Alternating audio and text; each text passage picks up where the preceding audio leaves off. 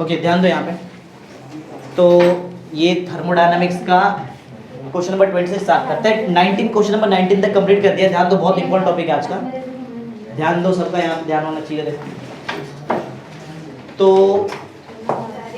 आज वैसे देखा जाए तो पूरा का पूरा कंटेंट थियरी है, पूरा फुल A to Z पूरा थियरी कंटेंट है। चलो स्टार्ट करते हैं। पढ़ो टॉपिक, पढ़ो क्या है? Enthalpy of phase transition. बराबर। क्वेश्चन नंबर 20 के अंदर ऑलमोस्ट 8 क्वेश्चन है, 8 डिफाइन समझो ऐसा है। क्वेश्चन नंबर 20 के अंदर टोटल कितना डिफाइन है? 8। एकदम इजी है। सिर्फ एक का स्टेटमेंट पढ़ो अपने आप पूरा, अगर तुमको मतलब याद रहेगा तो। देखो तुमको फ्यूजन का मतलब समझ में आना चाहिए। फ्यूजन का मतलब, यहाँ पे ध्यान दो, फ्यूजन का मतलब मालूम रहना चाहिए तुमको। मालूम है फ्यूजन का मतलब होता है सॉलिड से लिक्विड में कन्वर्जन। सिंपल ना। फ्रीजिंग का मतलब मालूम है उल्टा, लिक्विड से सॉलिड। अरे ये सब बेसिक है, 4th 5th में पढ़ा रहेगा तुमने। मैं पहले बेसिक बता रहा हूँ, उसके बाद हम लोग एंथैल्पी चेक करेंगे। देखो वेपराइजेशन मालूम रहेगा, लिक्विड से गैस। सब्लिमेशन भी मालूम रहेगा तुमको, क्या? सॉलिड से gas direct, right. Ionisation enthalpy पढ़ा है तुमको पीरियोडिक टेबल में 11th में पढ़ा था। 11th में ionisation enthalpy, the amount of energy required to remove most loosely bounded electron of a isolated gaseous atom in a ground state पढ़ा था ना हमने। आयोनाइजेशन एंथैल्पी, आयोनाइजेशन एंथैल्पी मतलब ही एंथैल्पी ऑफ आयोनाइजेशन। मतलब पहले सुनो, इतना कुछ डिफिकल्ट नहीं। एंथैल्पी ऑफ आयोनाइजेशन या फिर आयोनाइजेशन एंथैल्पी का मतलब है कोई भी गैसियस एटम अगर ग्राउंड स्टेट में है, उसके लास्ट सेल से जो इलेक्ट्रॉन निकालने के लिए जो एनर्जी लगेगा उसको ही बोलते हैं ionisation enthalpy. Simple, last shell का जो इलेक्ट्रॉन रहेगा वहां से अगर हमको इलेक्ट्रॉन निकालना है तो उसमें जो भी एनर्जी लगेगा वो क्या रहेगा? आयन। मैं पहले बेसिक बताने तक स्टार्ट नहीं किया, जस्ट पहले बेसिक सुन लो। फिर इसका उल्टा रहता है इलेक्ट्रॉन गेन एंथैल्पी। ये भी था 11th में था इलेक्ट्रॉन गेन एंथैल्पी, राइट। इसका उल्टा आयनाइजेशन एंथैल्पी में इलेक्ट्रॉन निकालते हैं, इलेक्ट्रॉन गेन एंथैल्पी में इलेक्ट्रॉन ऐड करते हैं, उल्टा ना। सिंपल। फिर उसके बाद पढ़ो क्या है? और एटोमाइजेशन मतलब कोई भी मॉलिक्यूल से एटम बनाने का प्रोसेस, एटोमाइजेशन। बराबर। एंथैल्पी ऑफ सॉल्यूशन मालूम है कि सॉल्यूशन पूरा चैप्टर ही पढ़े ना, सोल्यूट प्लस सॉल्वेंट। वैसे तो बेसिक अगर तुमको मालूम है तो बहुत इजीली हो जाएगा। देखो अगर एग्जाम में आता है तो तुमको ये आंसर याद रखना पड़ेगा। तो कम से कम तुमको टोटल 8 आंसर यहाँ पे याद है, 8 आंसर याद रखना पड़ेगा। तो देखते स्टार्ट करते। देखो पहला बड़ा टॉपिक क्या हमारा? Enthalpy of fusion. देखो स्टार्टिंग सबका सेम है, enthalpy change accompanying a process, ऐसा स्टार्टिंग है। देखो एंथैल्पी चेंज दैट ऑकर्स, वैसे यहाँ का थोड़ा सा अलग है, बाकी सब देखो वही है। व्हेन 1 मोल ऑफ, देखो enthalpy change that occurs when 1 mole of, देखो सॉलिड को किस में कन्वर्ट करना है हमको? लिक्विड में। Converted into liquid. याद देखो बहुत सारा प्रोसेस में ऐसा है जहां पे टेम्परेचर और प्रेशर का चेंज नहीं होता है। सिंपल देखो पॉइंट क्या है। देखो एंथैल्पी ऑफ फ्यूजन डिनोट देखो किससे करते हैं? डेल्टा H, FUS लिखेंगे। H का मतलब मालूम है क्या? H क्या रहता है? एंथैल्पी। डेल्टा मतलब चेंज, बराबर। Change in enthalpy while fusion, जब फ्यूजन होता है तब, ऐसा।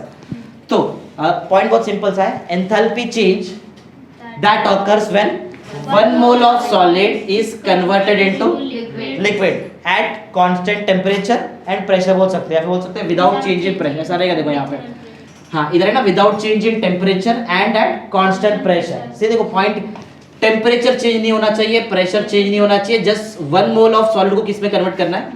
लिक्विड, बराबर। तो इसमें जो एनर्जी आएगा, इसमें जो भी तुमको एंथैल्पी का आंसर मिलेगा वो तुम्हारा रहेगा एंथैल्पी ऑफ फ्यूजन।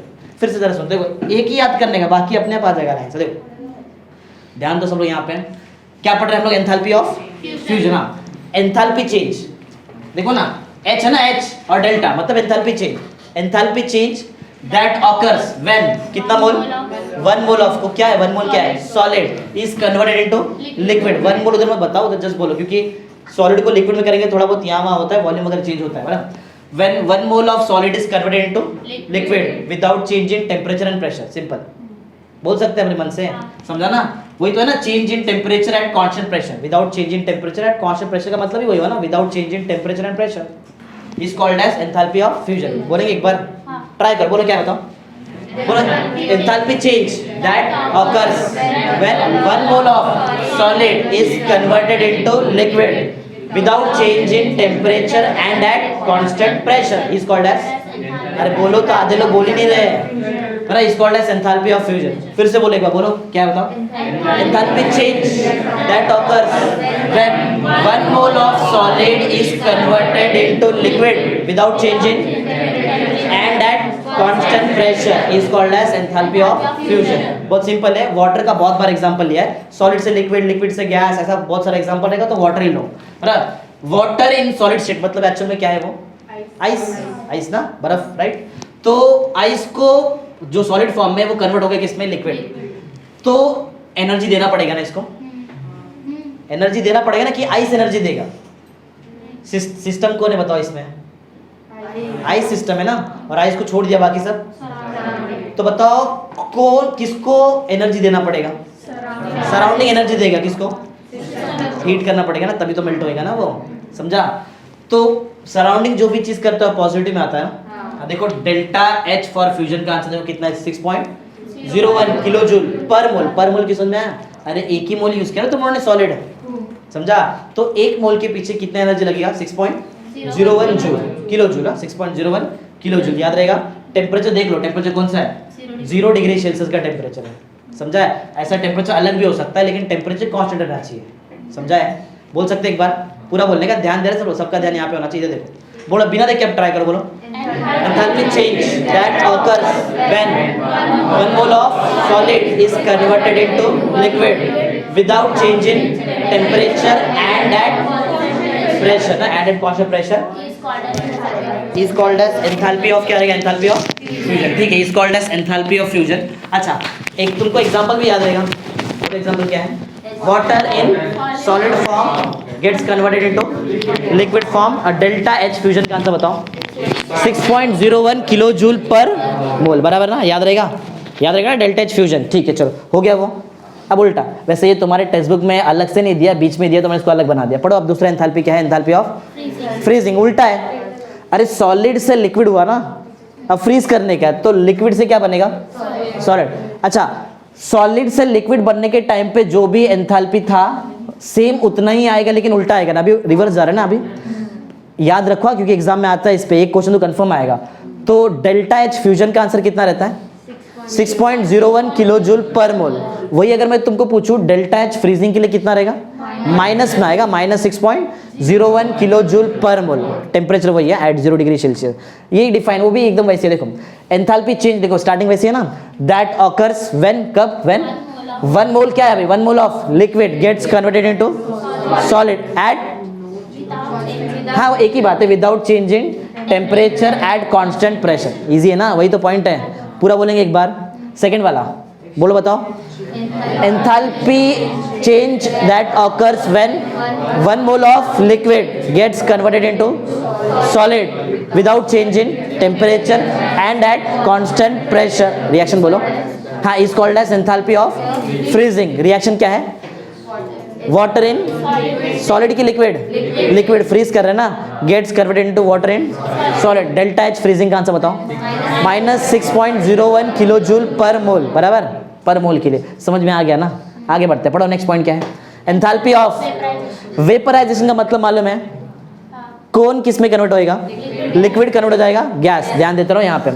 तो वही वाटर वाला लॉजिक है, लिक्विड और किस में कन्वर्ट हो जाएगा?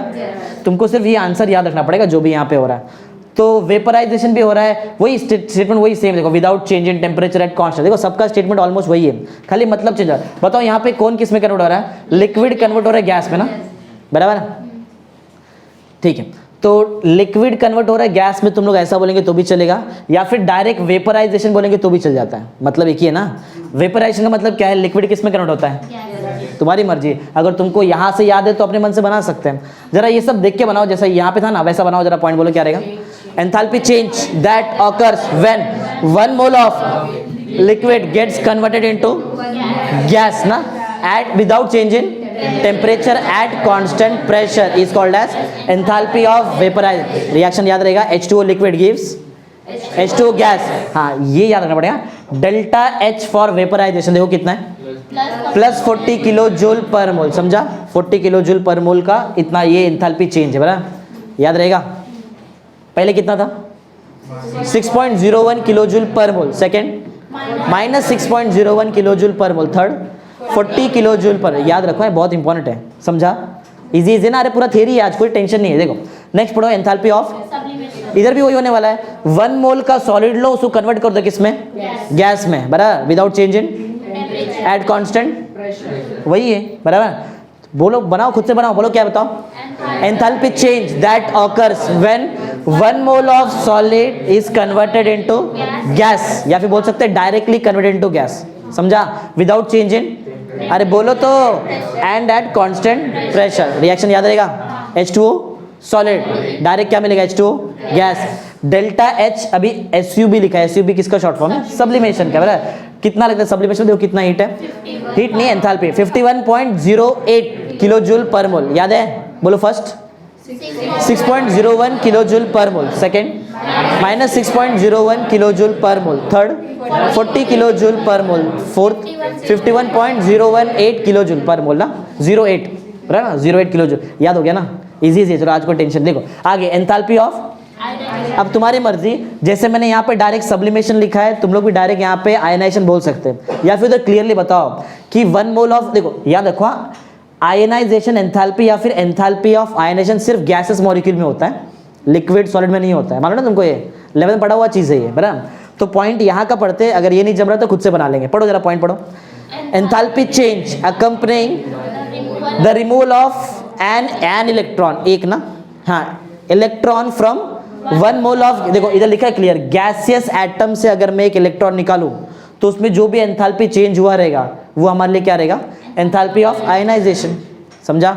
ऐसे ही बोलो, क्योंकि आगे सब स्टेटमेंट ऐसी है, अकम्पनिंग आएगा, देखो जितना भी आगे सब दिख रहा है हर जगह पे तुमको अकम्पनिंग दिखने मिलेगा। तो अब नया स्टेटमेंट समझे, यहाँ से अब नया स्टेटमेंट, तो याद रहेगा पॉइंट क्या है, enthalpy change accompanying the removal of an electron from 1 mole of gaseous atom, वो आगे लिखा नहीं मैंने, इज कॉल्ड एज, वो तुम लोग समझ जाओ, is called as enthalpy of, बोलेंगे एक बार, जरा बोलो, जरा बताओ क्या था, enthalpy change accompanying the removal of an electron from 1 mole of gaseous atom is called as enthalpy of ionisation, बराबर। एग्जाम्पल तुम्हारे सामने है सोडियम, सोडियम बराबर, और क्या मिला देखो उससे, Na+ का आयन मिला है और एक इलेक्ट्रॉन दे दिया वहाँ से, समझा, सिंपल है, एक इलेक्ट्रॉन निकलना चाहिए। याद रखो आंसर, आयनाइजेशन एंथैल्पी देखो कितना है, 494 किलो जूल पर मोल, याद है सब अभी तक, बोलो फटाफट बताओ, फर्स्ट 01 किलो जूल पर मोल, सेकंड जल्दी बताओ, माइनस 6.01 किलो जूल पर मोल, थर्ड 40 किलो जूल पर मोल, 51.08 किलो जूल पर मोल, अभी जो बताया वो 494 किलो जूल पर मोल, याद रखो ये सब चीजें सब, बराबर। तो क्या क्या पढ़ा बताओ, पहले enthalpy of, second freezing, third enthalpy of vaporisation, fourth enthalpy of sublimation ना, सब्लिमेशन पढ़ा ना, उसके बाद अभी क्या पढ़ा, एंथैल्पी ऑफ, ऐसे याद करते करते चलो, राइट। अब इलेक्ट्रॉन गेन एंथैल्पी, वही क्या, यहाँ पे इलेक्ट्रॉन निकालेंगे, या तुमको यहाँ से जरूरी नहीं कि यहाँ तक था ना, इधर तक स्टेटमेंट सेम था ना, अब टेम्परेचर चेंज भी करना पड़ सकता है, समझा, ऐसा भी है, तो इधर लिखा नहीं मैंने इसके लिए। इलेक्ट्रॉन गेन एंथैल्पी पढ़ो, इसमें याद है क्या होता है, एक इलेक्ट्रॉन ऐड करेंगे, अरे यहाँ पे रिमूव किए थे ना, अब यहाँ पे ऐड करेंगे, सिंपल लॉजिक है, पढ़ो। Enthalpy change accompanying the gaining of an electron by 1 mole of gaseous atom to form, तुमको मालूम है कोई भी चीज़, कोई भी गैसेस एटम, अगर कोई भी चीज़ वैसे इलेक्ट्रॉन अगर गेन करता है तो वो एनायन बन जाता है ना, और लॉस किया तो कैटायन, मालूम है ना, ये सब ये तो कॉमन सेंस है, बराबर। तो इतना तुमको आना चाहिए, थियरी टॉपिक है, पढ़ो क्या है, enthalpy change accompanying the gaining of an electron by 1 mole of gas, 1 मोल बताना बहुत जरूरी है क्योंकि किलो जूल पर मोल लिखते ना, 1 मोल ऑफ गैसेस एटम, बराबर, to form gaseous anion is called as electron gain enthalpy, easy है, इतना कुछ हार्ड नहीं, बराबर। चलो तो एक क्लोरीन का है, देखो Cl मालूम है, Cl तुमको मालूम है, फ्री रेडिकल मालूम है, पढ़ाया था ना तुमको पहले, फ्री रेडिकल मालूम है क्या होता है, नहीं मालूम है, इधर देखो Cl2, ये क्या है, ध्यान दो इधर, क्लोरीन, बराबर। अगर इसको प्रॉपरली, इसका अगर मैं एटॉमिक स्ट्रक्चर में जाऊँ तो ऐसा ऐसा कुछ दिखाई देगा ना, Cl, बराबर। हाँ, इसमें से बताओ आजू बाजू में से कौन ज़्यादा इलेक्ट्रोनेगेटिव है, नहीं बता सकते ना, दोनों तो सेम सेम है ना, तो कैसे मालूम पड़ेगा कौन ज़्यादा इलेक्ट्रोनेगेटिव है। तो जब ये टाइप का बॉन्ड टूटता है तो एक बॉन्ड से कितना, एक बॉन्ड बनाने के लिए कितना इलेक्ट्रॉन लगता है, 2, तो जब टूटेगा तो कितना इलेक्ट्रॉन मिलेगा, 2, तो एक क्लोरीन एक इलेक्ट्रॉन रखता है और दूसरा क्लोरीन अपना एक इलेक्ट्रॉन रखता है, समझा। तो क्या ये क्लोरीन पे मैं माइनस साइन दिखा सकता है वहाँ पे, नहीं, नहीं ना, क्योंकि एक -1 का साइन 2 इलेक्ट्रॉन की वजह से आता है ना, मतलब एक लोन पेयर की वजह से आता है ना, मालूम है ना ये सब चीज़ तुमको। हाँ, एक ही इलेक्ट्रॉन था ना उसके पास, तो इसको बोलते हैं फ्री रेडिकल। फ्री रेडिकल समझा, Cl माइनस नहीं है वो, ये Cl कहीं भी दिखा तुमको, Cl मतलब क्या है वो, फ्री रेडिकल। उसके पास कितना इलेक्ट्रॉन है, एक ही है। अगर मैं इसको एक इलेक्ट्रॉन और दे दूं तो क्या वो Cl-1 बन सकता है? हाँ, समझा लॉजिक क्या है? हाँ, तो अब समझ में आएगा। जरा पढ़ो नीचे वाला क्या है, उसका एग्जांपल देख लो जस्ट। देखो क्या है एग्जांपल में, तुमको Cl का फ्री रेडिकल दिया रहेगा, देखो है ना, Cl इन गैस स्टेट। अरे उधर एक इलेक्ट्रॉन दिखाएंगे नहीं, वो तुमको समझना है कि वो फ्री रेडिकल है, समझा। उसको सिर्फ कितना इलेक्ट्रॉन चाहिए, एक ही चाहिए। देखो ना यहाँ पे 1 इलेक्ट्रॉन है ना, 1 इलेक्ट्रॉन। एक इलेक्ट्रॉन लिया तो बताओ टोटल कितना इलेक्ट्रॉन हो गया उसके पास, 2, मतलब एक लोन पेयर हो गया। एक लोन पेयर की वजह से -1 साइन आता है, देखो क्या बन गया, Cl माइनस ना, माइनस मतलब -1, समझ गया ना, इजी है। तो इसका भी याद रखो जरा, क्या है देखो, -349 किलो जूल पर मोल, याद है पूरा। चलो अब उल्टा उल्टा पूछता, देखते तुमको याद है कि नहीं, बताओ। एंथैल्पी ऑफ आयनाइजेशन बताओ, delta H ion 494 kilo joule पर मोल। एंथैल्पी ऑफ सब्लिमेशन बताओ 51.08 किलो जूल। रिएक्शन याद है क्या, क्या यूज किया बताओ एंथैल्पी ऑफ सब्लिमेशन में, वाटर ना, सॉलिड फॉर्म में। अच्छा स्टार्टिंग का तो इजी है, वाटर ही आया ना, इधर से थोड़ा अलग अलग है। एंथैल्पी ऑफ आयनाइजेशन बताओ क्या यूज किया, सोडियम गैस ना, और देता है Na+ इलेक्ट्रॉन, ऐसा समझ गया रहेगा। इलेक्ट्रॉन इतना भी हार्ड नहीं है, सिंपल सिंपल याद रखो ना। एंथैल्पी ऑफ फ्यूजन में किसको किस में कन्वर्ट करेंगे, लिक्विड को सॉलिड को लिक्विड में, और फ्रीजिंग में लिक्विड से सॉलिड। सब फिर उसके बाद क्या था, वेपराइजेशन में लिक्विड से गैस, सब्लिमेशन में सॉलिड से गैस, आयनाइजेशन में सोडियम लो Na+ बनाओ प्लस एक इलेक्ट्रॉन, और यहाँ पे इलेक्ट्रॉन गेन में क्लोरीन लो, फ्री रेडिकल ना, लेकिन फ्री रेडिकल लो उसका एक इलेक्ट्रॉन दो, Cl- बना दो, खत्म। याद है क्या इसका आंसर, -349 किलो जूल पर मोल, याद रहेगा ना। चलो आगे बढ़ते हैं, एक दो और है उसके बाद नया, उसके बाद अच्छा थोड़ा, ये थोड़ा कैसा सिंपल टॉपिक है। किधर गया, हाँ, एंथैल्पी ऑफ एटोमाइजेशन, नाम में ही है, एटम्स बनेंगे।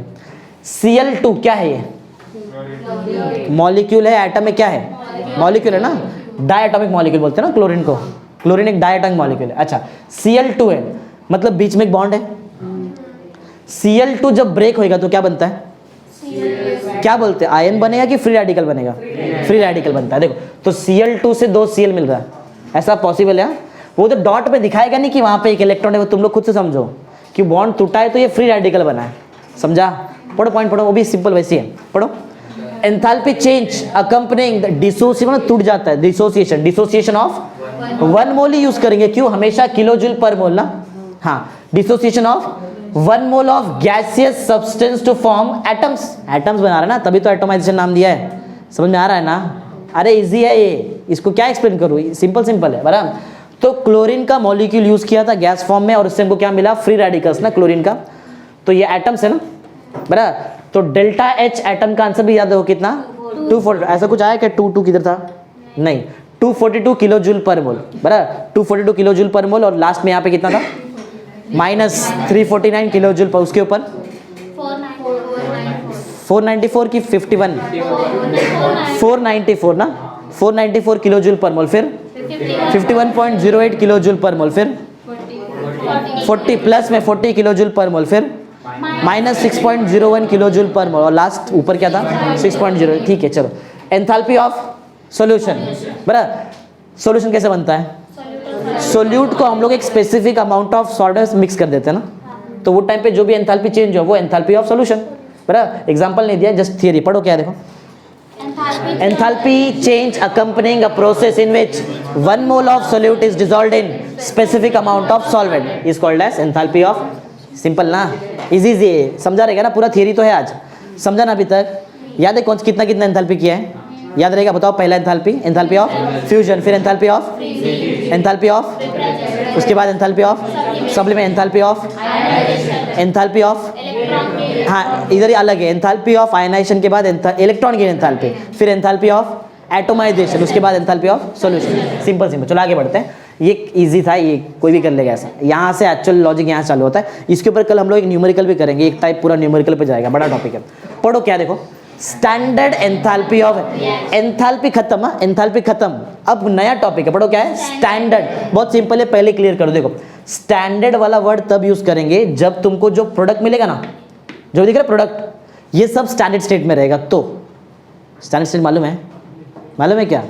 एसटीपी लिखते थे ना हम लोग, एसटीपी 11th में क्या ना, standard temperature pressure, standard pressure 1 बार, बराबर, आईयूपैक का लेटेस्ट के हिसाब से, और स्टैंडर्ड टेम्परेचर 25 डिग्री सेल्सियस, याद रहेगा। केल्विन में कितना 25 डिग्री सेल्सियस? 290 अरे 25 को कन्वर्ट करेंगे तो 8 में आएगा ना, 298 के आसपास, 298 ही समझ लो, 0.15 बराबर। तो स्टैंडर्ड एंथैल्पी ऑफ, देखो रिएक्शन के लिए करना है, पहली बात स्टैंडर्ड छोड़ो, बाकी पढ़ो। देखो क्या है, देखो एंथैल्पी ऑफ रिएक्शन मालूम है तुमको? अरे ये सब क्या है, ये एंथैल्पी ऑफ रिएक्शन ही है, समझा। अगर मैं तुमको पूछूं एंथैल्पी ऑफ फ्यूजन का आंसर ये दिया, ये रिएक्शन, देखो ये दिख रहा है, ये रिएक्शन। अगर मैं पूछूं तुमको ये रिएक्शन के लिए बताओ एंथैल्पी ऑफ रिएक्शन, तो यही रहेगा एंथैल्पी ऑफ रिएक्शन, समझा क्या? समझा। अगर मैं तुमको ये दिख रहा है आयोनाइजेशन एंथैल्पी, ये दिख रहा है, ये रिएक्शन के लिए अगर मैं तुमको पूछूं enthalpy of reaction, delta HR मतलब क्या होता है? एंथैल्पी ऑफ रिएक्शन, समझा। अगर ये मैं तुमको पूछूं ये रिएक्शन के लिए, तो बताओ इसके लिए, बताओ क्या रहेगा? वही रहेगा जो है, समझा क्या? अरे यही रिएक्शन है ना, समझा। वो रिएक्शन का एक सब टाइप है ना, एंथैल्पी ऑफ आयोनाइजेशन, ऐसा। तो समझ गया, इतना कुछ डिफिकल्ट नहीं। आप देखो एक पॉइंट मेन समझ लो, फिर हम लोग थ्योरी स्टार्ट कर। देखो स्टैंडर्ड एंथैल्पी ऑफ रिएक्शन कब आता है? जब तुम्हारा जो प्रोडक्ट है ना, जो प्रोडक्ट बन रहा है वो कौन से स्टेट में? स्टैंडर्ड। जैसे कि बताओ हाइड्रोजन का स्टैंडर्ड स्टेट क्या है? गैस। अरे हाइड्रोजन किस में होता है? गैस फेज में होता है ना। और सोडियम का स्टैंडर्ड स्टेट बताओ? सॉलिड, बराबर ना। इथाइल अल्कोहल क्या क्या बताया तुमने? सॉलिड बताया, और कौन सा बताया? गैस बताया। इथाइल अल्कोहल का स्टैंडर्ड स्टेट? दारू, इथाइल अल्कोहल लिक्विड ना, समझा ना? स्टैंडर्ड स्टेट समझा क्या? हाँ। तो स्टैंडर्ड एंथैल्पी ऑफ रिएक्शन तब रहेगा जब तुम्हारा रिएक्शन का प्रोडक्ट कौन से स्टेट में? स्टैंडर्ड। समझ में आया स्टैंडर्ड क्या है? एग्जांपल पता है ना, हाइड्रोजन का standard state gas, ethyl alcohol liquid, समझा। सोडियम सॉलिड, समझा। सिर्फ प्रोडक्ट स्टैंडर्ड स्टेट में नहीं होना चाहिए, ये प्रोडक्ट जो रिएक्टेंट या फिर रिएजेंट से बना है वो भी स्टैंडर्ड स्टेट में होना चाहिए, समझा। अभी पूरा नहीं बता रहा, अभी एक एक पॉइंट सिखा रहा है, बहुत बड़ा टॉपिक है ये, समझा। पहले थियरी तो समझ लो, बाद में ये देखते हम लोग पढ़ते हैं, समझा। मैंने अभी तक क्या क्या बताया? स्टैंडर्ड एंथैल्पी ऑफ रिएक्शन वही तुम लोग निकाल सकते हैं। देखो ये जो डेल्टा एचआर लिखा था मैंने, जरा इसको फिर से बताओ क्या बोलते हैं इसको? क्या बोलते हैं इसको? नहीं, स्टैंडर्ड नहीं है, ये है एंथैल्पी ऑफ रिएक्शन। ये एंथैल्पी ऑफ रिएक्शन है, इसमें तुम्हारा प्रोडक्ट कौन सा भी स्टेट में होने दो, रिएक्टेंट रिएजेंट कैसे भी स्टेट में चलेगा। लेकिन अगर मैं यहाँ पे नॉट डाल दूं ना, ऐसा नॉट, तो नॉट रिप्रेजेंट करता है स्टैंडर्ड को, हमेशा याद रखो। आगे तुमको इलेक्ट्रोकेमिस्ट्री पढ़ाएगा, उधर भी नॉट मतलब स्टैंडर्ड, बराबर। तो इसका बताओ नाम क्या रहेगा? स्टैंडर्ड एंथैल्पी ऑफ रिएक्शन, समझा। अरे पहले डिनोट कैसे करते वो तो समझ लो, समझा ना कैसा है? ये कब निकलेगा बताओ? जब तुम्हारा प्रोडक्ट कैसा होना चाहिए? स्टैंडर्ड स्टेट में। सिर्फ प्रोडक्ट होना चाहिए क्या? रिएक्टेंट रिएजेंट सब कैसा होना चाहिए? ये एक चीज समझा तुमको, समझा। दूसरा पॉइंट तुमको याद बता दिया पहले से, हाइड्रोजन का standard state gas, ethyl alcohol liquid, और क्या था दूसरा? सोडियम सॉलिड, ये बता दिया। एक चलो और कुछ बताया। स्टैंडर्ड मतलब ये हमारा उससे भी रिलेट कर रहा है, स्टैंडर्ड टेम्परेचर प्रेशर से। प्रेशर कितना होना चाहिए? अरे बताया, एक्टिव तो रहो थोड़ा। 1 बार। स्टैंडर्ड टेम्परेचर 298 केल्विन, बराबर है, समझा। चलो पढ़ो, अब पढ़ो। अब समझा ना जो मैंने बताया? मैंने तुमको 3 मेन पॉइंट बताया, बस वो जो मैंने बताया वही सब कुछ यहाँ पे लिखा, कुछ नया नहीं है, समझा है ना? पढ़ो, बोलो। Standard enthalpy of reaction is the enthalpy change. ये भी एंथैल्पी चेंज रहेगा, देखो ना डेल्टा है ना, enthalpy change accompanying the reaction है ना, अभी रिएक्शन है। व्हेन कौन कौन रहना चाहिए स्टैंडर्ड स्टेट में? रिएक्टेंट होना, reactant and product involve are in standard state. बता दिया ना तुमको, ये तो पहले बताया कि जो देखो ये केस में क्या करते हैं मालूम है? एरो के आगे प्रोडक्ट, एरो के पीछे रिएक्टेंट लिया है। वैसे मैंने बताया तुमको रिएक्टेंट रिएजेंट ना, एक ही बात है। चलो तो ये पॉइंट समझा, ये पहले थियरी सिखा दिया मैंने तुमको। स्टैंडर्ड एंथैल्पी ऑफ रिएक्शन सिर्फ कब निकाल सकते हैं? जब तुम्हारा रिएक्शन में प्रोडक्ट और रिएक्टेंट दोनों कैसा होना चाहिए? स्टैंडर्ड स्टेट, बराबर। सेकंड पॉइंट पढ़ो। The standard state of the substance is the form. ये वो फॉर्म है जहां पे तुम्हारा सब्सटेंस मोस्ट स्टेबल रहता है, बराबर। हाइड्रोजन ज्यादा स्टेबल कहां पे रहता है? गैस, वही उसका स्टैंडर्ड स्टेट। अरे स्टैंडर्ड स्टेट मतलब क्या? एक ऐसा स्टेट जहां पे तुम्हारा जो भी एलिमेंट है, कंपाउंड है, मॉलिक्यूल है, वो ज्यादा क्या है? स्टेबल। हाइड्रोजन ज्यादा स्टेबल गैस फेस में, इथाइल अल्कोहल ज्यादा स्टेबल कहां पे है? लिक्विड स्टेट में। सोडियम ज्यादा स्टेबल कब है? सॉलिड फॉर्म में। यही तो पॉइंट है। पढ़ो पॉइंट नंबर 2 पढ़ो। The standard state of the substance is the form in which it is most stable, और वो टेम्परेचर कौन सा जहां पे वो स्टेबल होना चाहिए 1 बार, और टेम्परेचर सॉरी प्रेशर 1 बार और टेम्परेचर 298। ये समझा ना क्या है डिग्री सेल्सियस में 25 डिग्री से। आगे पढ़ो, ये बता दिया, थर्ड पॉइंट बता दिया, पढ़ लो क्या है। Standard state of some substance are, hydrogen क्या होता है गैस, गैस में रहेगा ना स्टेबल। आगे क्या है सोडियम, अरे बताया ना थोड़ी देर पहले, अभी तो वही तो लिखा है। और क्या है इथाइल अल्कोहल लिक्विड। आगे एक मिनट एक चीज रहेगा, देखो अभी तक जो बचा एक बार रिकैप करते हैं, फिर फोर्थ वाला पॉइंट भी सिखाता। देखो स्टैंडर्ड एंथैल्पी कब कैलकुलेट करते हैं, प्रोडक्ट और रिएक्टेंट कैसा होना चाहिए स्टैंडर्ड स्टेट, बराबर। फिर सेकंड पॉइंट बताया कि स्टैंडर्ड स्टेट ये वो स्टेट है जहां पे तुम्हारा जो भी एलिमेंट कंपाउंड मॉलिक्यूल वो कैसा होना चाहिए मोस्ट स्टेबल एट प्रेशर 1 बार और temperature 298।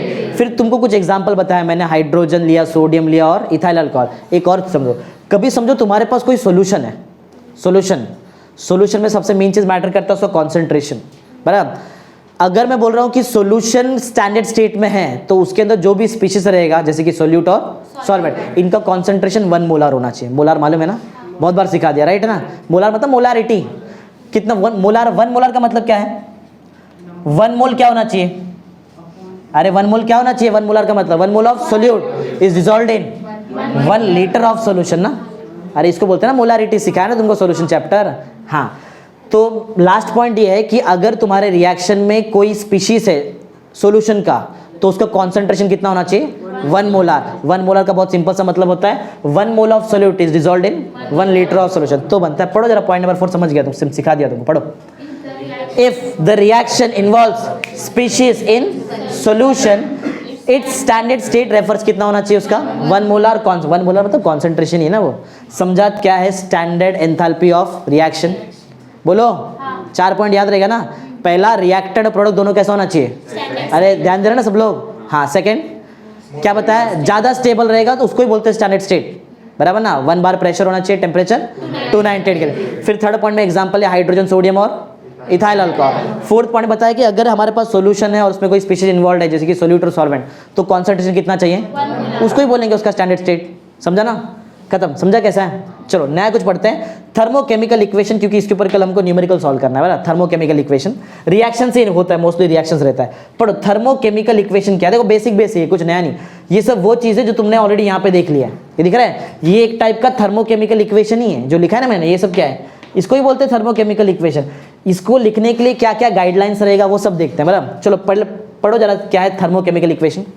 It is the balanced chemical equation in which enthalpy change, देखो क्या क्या आना चाहिए, 2-3 इंफॉर्मेशन होना चाहिए तुम्हारे पास। क्या होना चाहिए, पहली बात तो एंथैल्पी चेंज, फिर स्टेट होना चाहिए, दिख रहा है स्टेट, दिख रहा है ना फिजिकल स्टेट, ये सब होना चाहिए। पढ़ो किधर क्या क्या था हम लोग, इन विच एंथैल्पी चेंज होना चाहिए पहला, और दूसरा फिजिकल स्टेट होना चाहिए। एक और चीज होना चाहिए नंबर ऑफ मोल्स, ये दिख रहा है पीछे ना 1 ना, ऐसा नंबर ऑफ मोल्स भी होना चाहिए, बराबर। तो 3 इंफॉर्मेशन रहा तो वो टाइप के इक्वेशन को हम लोग क्या बोल सकते हैं थर्मोकेमिकल इक्वेशन। सिंपल बताओ, पहला इंफॉर्मेशन क्या होना चाहिए एंथैल्पी चेंज या फिर change in enthalpy. Second physical state of reactant and product. तीसरा अरे बोलो तो आज number of moles of reactant and product. समझा, एक बार फिर से पढ़ो फिर आगे बढ़ते हैं, गाइडलाइंस पढ़ते हैं। पहले पढ़ो पॉइंट क्या है। It is the balance chemical equation in which enthalpy change, physical state and number of moles of reactant and product have been specified. वो सब रहेगा तो वो हम लोग क्या बोल सकते हैं, वही तुम्हारा क्या है थर्मोकेमिकल इक्वेशन। ये सब क्या है, ये थर्मोकेमिकल इक्वेशन, देखो जो भी लिखा है यहाँ पे सब एग्जांपल, ये सब क्या है थर्मोकेमिकल इक्वेशन। ठीक है,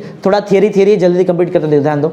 गाइडलाइंस क्या क्या होना चाहिए और कब तुम्हारा थर्मोकेमिकल इक्वेशन राइट रहेगा वो सुनो। देखो पहला पढ़ो पॉइंट क्या है, balance equation for reactant and product. हाँ, पहली बात तो सबसे मेन चीज वो बैलेंस होना चाहिए, बराबर। सेकंड ये तो इजी है। नेक्स्ट पढ़ो क्या है, the value and appropriate sign. किसकी बात कर रहे हैं मालूम, इसकी बात कर रहे हैं हम लोग, दिख रहे हैं क्या बोलते हैं इसको, ध्यान दो इधर, क्या बोलते हैं ये सब चीज को, ये बोलो एंथैल्पी चेंज ना।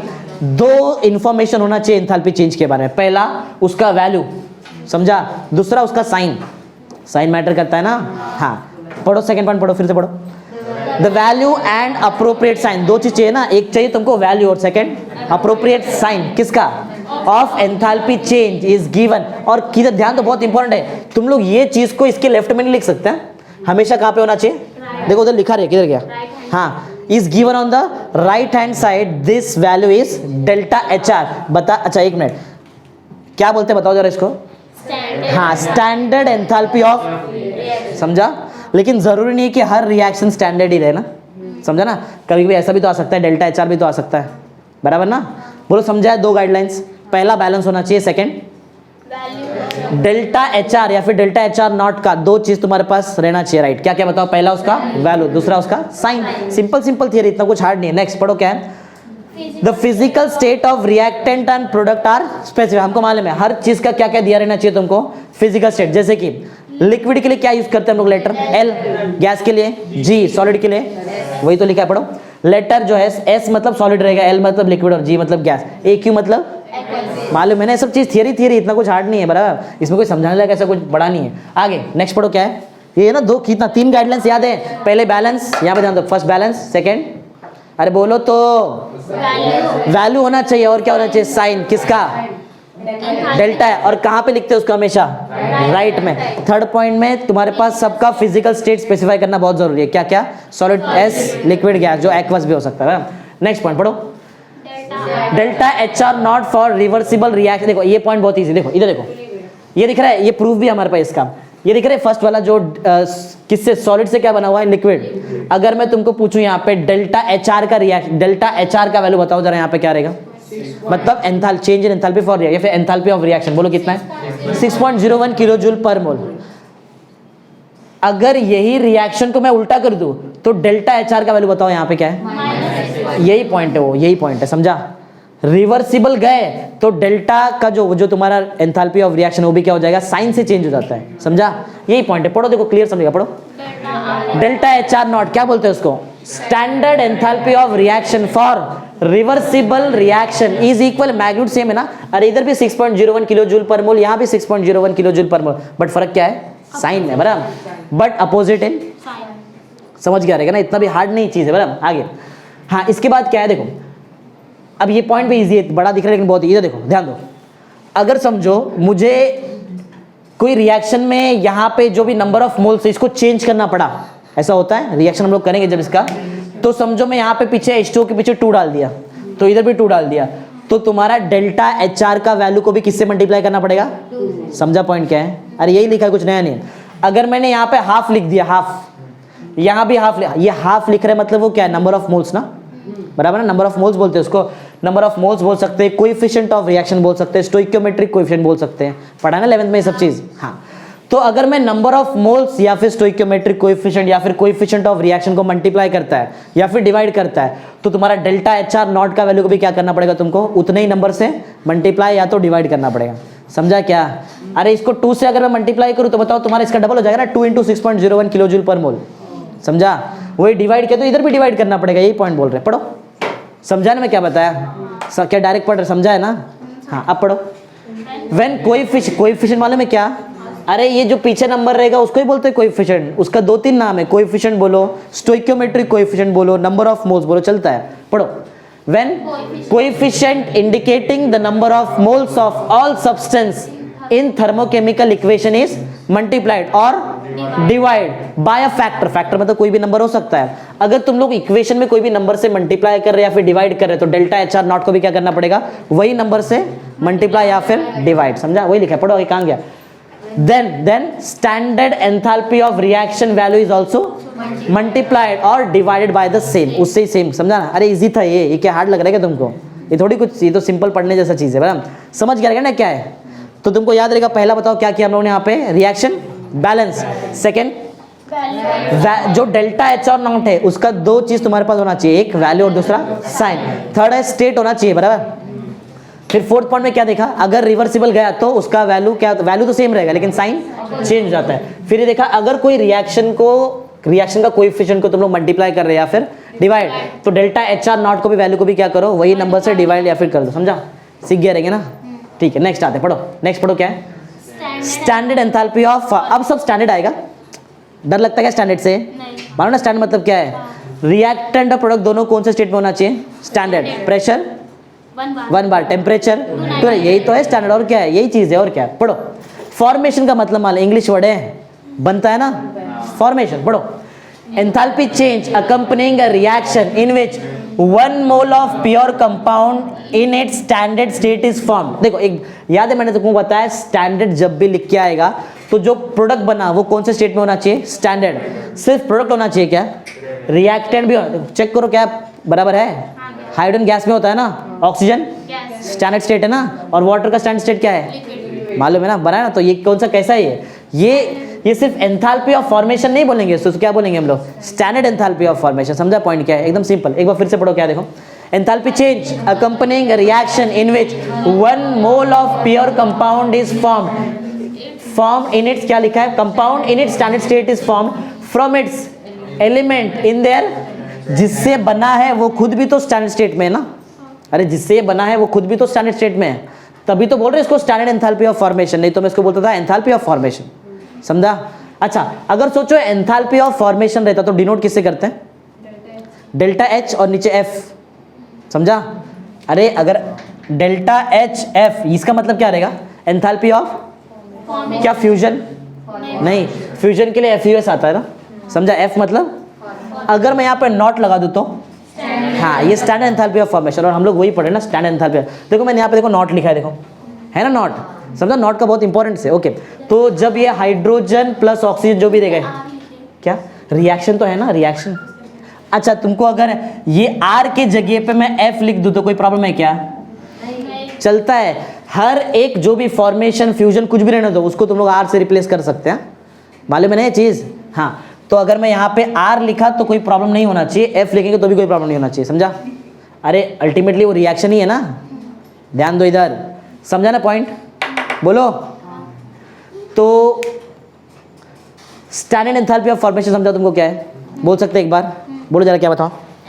Enthalpy change accompanying a process in which 1 mole of pure compound in its standard state is formed from their element in standard state. समझा ना, is called standard enthalpy of formation. अपने मन से बना सकते हैं, बस खाली पॉइंट आना चाहिए बस। आएगा ना रिएक्शन करने, वाटर का रिएक्शन है, वाटर के लिए क्या क्या लगता है, हाइड्रोजन, और हाइड्रोजन कौन सा स्टेट में, गैस, क्योंकि वही उसका स्टैंडर्ड स्टेट है। ऑक्सीजन क्योंकि वही उसका स्टैंडर्ड स्टेट है, और वाटर क्योंकि वाटर का लिक्विड स्टेट क्या है, स्टैंडर्ड स्टेट। समझा ना, इजी है। वैल्यू बहुत इंपॉर्टेंट है। वैल्यू याद है क्या, भूल गए, याद है ना, ठीक है एक साथ लास्ट में पूछेगा। हाँ रिएक्ट मैं यहाँ पे याद है, इधर एफ भी लिख सकता है, कोई प्रॉब्लम नहीं है ना, लिख सकते हैं। याद रहेगा वैल्यू कितना है, -286 किलो जूल बराबर। हाँ अगर 1 मोल पर मोल लिखोगे यहाँ पे, बोलो हाफ भी आ गया बीच में ना। अरे समझो ना, इधर नहीं लिख सकते, इधर नहीं तो सब जगह लिखा ना मैंने किलो जूल पर मोल, उधर क्यों नहीं लिखा है। ये 1 मोल से बना है, लेकिन जो लगा है यहाँ पे याद है वो स्टैंडर्ड स्टेट में होना चाहिए, लेकिन पर मोल यहाँ पे नहीं लिख सकते। समझा पॉइंट क्या है, अरे बोलो। अरे सिंपल लॉजिक है, देखो ना ये क्या है बताओ, ये माइनस है ना, माइनस में वैल्यू है, इसका मतलब जब रिएक्शन हो रहा है, रिएक्शन हो रहा है तो नेगेटिव चीज। समझा। वैसे ये एच का हम लोग ने साइन कन्वेंशन नहीं देखा था, याद है, हमने साइन कन्वेंशन वर्क डन का देखा था और हीट ट्रांसफर ना। अरे याद है ना डब्ल्यू और क्यू का, याद है इधर ही तो बना मैंने बॉक्स, तो डब्ल्यू और क्यू का सिर्फ मैंने देखा था ना। हाँ ये अगर मैं पर मोल लिखता है ना, पर मोल, देखो पर मोल का मतलब क्या, जरा यहाँ से समझो। पर मोल का मतलब है कि 1 मोल वाटर यूज किया है सॉलिड फॉर्म में, तो जाके तुमको 1 मोल क्या मिला है, वाटर लिक्विड स्टेट में। वैसे तो यहाँ पे एक ही रिएक्टेंट है, अगर दो होता तो दोनों का दोनों 1 मोल होना चाहिए। क्या ये दोनों का दोनों 1 मोल है, तो कैसे लिखूँ मैं वहाँ पे पर मोल। समझो लॉजिक क्या है, ऐसा है सिंपल। चलो ये सब चीज़ एक्चुअल मजा यहाँ से आएगा, खत्म। समझा ना कैसा है, एंथैल्पी एंथैल्पी स्टैंडर्ड समझा यहाँ पे, और यहाँ पे एंथैल्पी वैल्यू याद है क्या तुमको, वैल्यू याद है, इसका याद करो जरा कितना वैल्यू, -286 किलो जूल बराबर, पर मोल नहीं है यहाँ पे, -286 किलो जूल। ओके ये रिएक्शन के लिए, ये रिएक्शन के लिए। ओके अगर सोचो मैं इसको यहाँ से 2 से मल्टीप्लाई कर दूँ, इधर 2 ये 2 और ऐसा 2, बोलो वैल्यू कितना रहेगा, इसको भी 2 से मल्टीप्लाई करना पड़ेगा। अरे ये रूल है थर्मोकेमिकल इक्वेशन का, समझा ना, इस पे न्यूमेरिकल करेंगे तो वहाँ पे तुमको आना चाहिए। समझा क्या बताया, अरे बोलो सो तो नहीं रहे ना, थोड़ा थ्योरेटिकल है, क्या कर सकते हैं, ऐसे करना पड़ेगा। समझा इतना। चलो नेक्स्ट पढ़ो जरा, क्या है, ऐसा मत पढ़ो जरा, फुल फॉर्म बताओ जरा, इसको क्या बोलते हैं, standard enthalpy of reaction from, उसको ही बोलो स्टैंडर्ड एंथैल्पी ऑफ फॉर्मेशन। देखो ये बहुत इंपॉर्टेंट है, ऐसा टॉपिक एग्जाम में आता है। तुमको स्टैंडर्ड एंथैल्पी ऑफ फॉर्मेशन से क्या निकालना है, स्टैंडर्ड एंथैल्पी ऑफ कैसे निकालते हैं वो देखो। एक सिंपल सा एक रिएक्शन लिया, पढ़ो क्या reaction, A times A plus B times B gives C times C and D times D, बराबर। अगर मुझे इसके लिए स्टैंडर्ड एंथैल्पी ऑफ रिएक्शन निकालना है, करके बताओ क्या। स्टैंडर्ड का मतलब मालूम है क्या है, वैसे देख सकते हैं, अगर समझो बताने के बाद तुमको नहीं समझना तो लिख के बता दो, कोई प्रॉब्लम। देखो अगर मुझे स्टैंडर्ड एंथैल्पी ऑफ क्या निकालना है, रिएक्शन, मतलब R लिखना पड़ेगा। ध्यान दो, इधर इधर देखो, वो सब काम बाद में भी कर सकते हैं। स्टैंडर्ड एंथैल्पी ऑफ रिएक्शन मतलब R लिखना पड़ेगा। और किससे निकालने का बताओ तुमको, फॉर्मेट, मतलब इसके आंसर में जो आएगा वो सब FF आएगा। दिख रहा है फॉर्मेशन, ठीक है। देखो ध्यान दो, जैसा मैं बता रहा है एकदम ध्यान से देखो तो प्रॉपर्ली समझ में आ जाएगा। हाँ मालूम है क्या कर रहे हैं हम लोग, क्या निकाल रहे हैं, अरे बोलो, स्टैंडर्ड एंथैल्पी ऑफ रिएक्शन। किससे निकाल रहे हैं, स्टैंडर्ड एंथैल्पी ऑफ फॉर्मेशन, ठीक है। देखो तो पहले प्रोडक्ट लेंगे, बरा पहले प्रोडक्ट, तो डेल्टा H0 मैंने लिख दिया यहाँ पे, डेल्टा H0। डेल्टा H0 मतलब क्या है, स्टैंडर्ड एंथैल्पी ना। हाँ प्रोडक्ट का जरा ये नंबर ऑफ मोल्स बताओ इसका, C, ठीक है, ऐसा लिख सकते हैं। डायरेक्ट यहाँ पे कैपिटल C लिखेंगे तो भी चल जाएगा, दिख रहा है ऐसा, समझा। वैसे मैंने यहाँ पे नेक्स्ट स्टेप पे लिखा था, ठीक है, समझा कैसे लिखा है, बोलो। सिर्फ यही है क्या प्रोडक्ट में, और एक है, बोलो प्लस क्या, D स्मॉल d ना, फिर डेल्टा H0, बोलो कैपिटल D, समझा। ये क्या लिख दिया बताओ मैंने, प्रोडक्ट का ना, प्रोडक्ट ध्यान देना यहाँ पे, ये प्रोडक्ट है।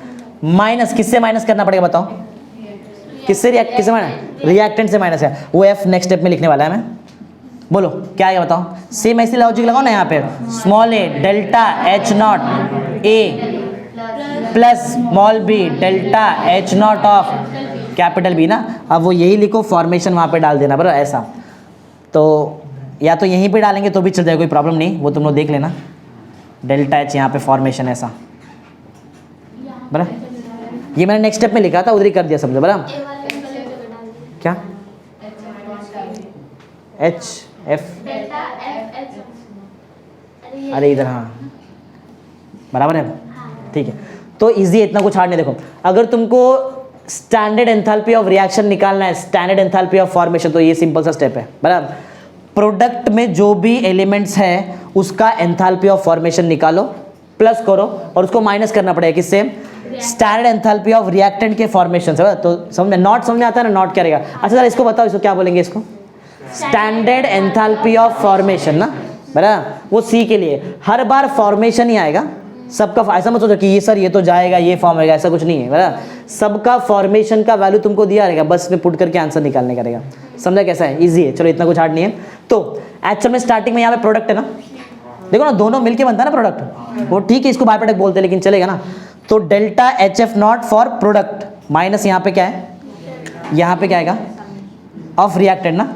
प्रोडक्ट का स्टैंडर्ड एंथैल्पी ऑफ फॉर्मेशन को माइनस करना पड़ेगा किससे, रिएक्टेंट का स्टैंडर्ड एंथैल्पी ऑफ फॉर्म, तो तुमको क्या मिल जाएगा, एंथैल्पी ऑफ रिएक्शन। सिंपल, इतना कुछ हार्ड नहीं है, बराबर। नेक्स्ट पढ़ो क्या है, standard enthalpy of combustion. Combustion का मतलब मालूम है, इसके ऊपर न्यूमेरिकल आएगा, इसके ऊपर कल न्यूमेरिकल एक है। कंबस्शन इजी है, जैसे फॉर्मेशन किया बनाया ना। कंबस्शन का मतलब मालूम है क्या होता है, बताया ना तुमको, 11 में भी सिखाया। एक फ्यूल रहेगा, उसको कंप्लीटली बर्न करेंगे in the presence of to give carbon dioxide. अरे पढ़ा है ना, ये सब पढ़ा रहेगा पहले।